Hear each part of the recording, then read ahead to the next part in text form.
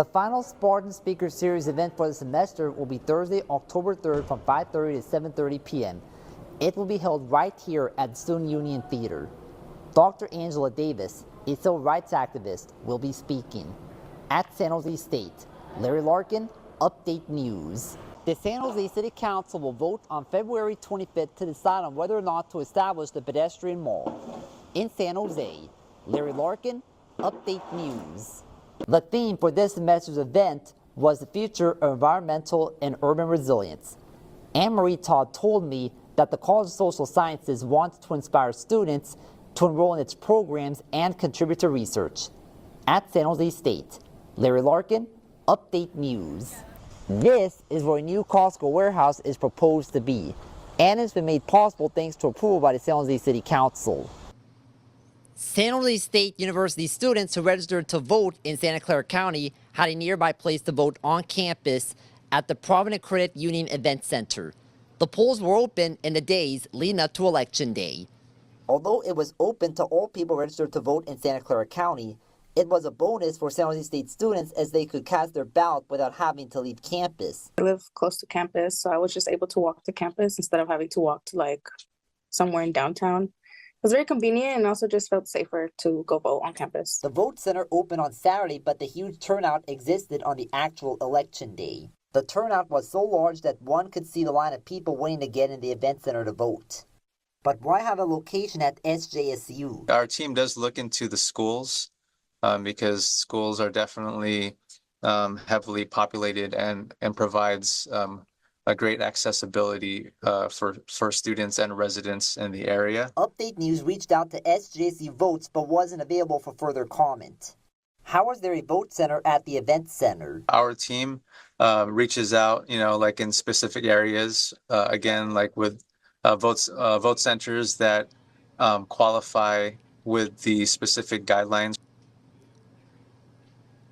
Michael Borja told me in an interview yesterday that the Santa Clara County Voter Registrar's Office is estimating a voter turnout of 80 to 95% in this election. Reporting live from San Jose State, Larry Larkin, Update News. Discussion about black housing in Santa Clara County happened earlier this week. Silicon Valley at Home held the Black Community Stabilization Project Tuesday night at the African American Community Services Agency. The event was a moderated panel discussion that talks about emerging research that supports the need for a black housing and displacement study in Santa Clara County. It goes back from 1980 to 2000, where community developers were essential in preserving black neighborhoods in the East Bay and San Francisco against gentrification. Silicon Valley was not successful in fighting off those displacement pressures because of a lack of a robust community development infrastructure. One of the panelists shared a disturbing trend. White people who have no degrees still own a significantly more wealth than black people do. And that's absolute fact. One stat that was revealed during the panel discussion is that 18% of the unhoused community is black. When we look at a community, you need to look at who's there. Because gentrification is a license to transfer earned wealth to the next owner. There is one thing SV at Home hopes is the biggest takeaway from this event. That people are now aware of the true barriers that exist for people of African descent to be able to thrive and flourish in Silicon Valley. The goal is to make Silicon Valley a place black community members can call home. In San Jose, Larry Larkin, Update News. San Jose State University is helping to resolve the pilot shortage in the U.S. aviation industry. SJCU's aviation department and Alaska Air Group announced their partnership in early September in an effort to fast-track graduates becoming commercial pilots. Students can apply for the program as sophomores once they receive their private pilot certificates. If you are accepted into the pilot development program, right up front is a conditional job offer to fly for Horizon Air. Pilots enrolled will receive a $12,500 stipend. They will have opportunities to get mentoring from a commercial pilot. Pilots can work their way up to flying for Horizon Air and then eventually Alaska Airlines. They can start the 2-year process as soon as they have their commercial pilot certificates and ATP minimums.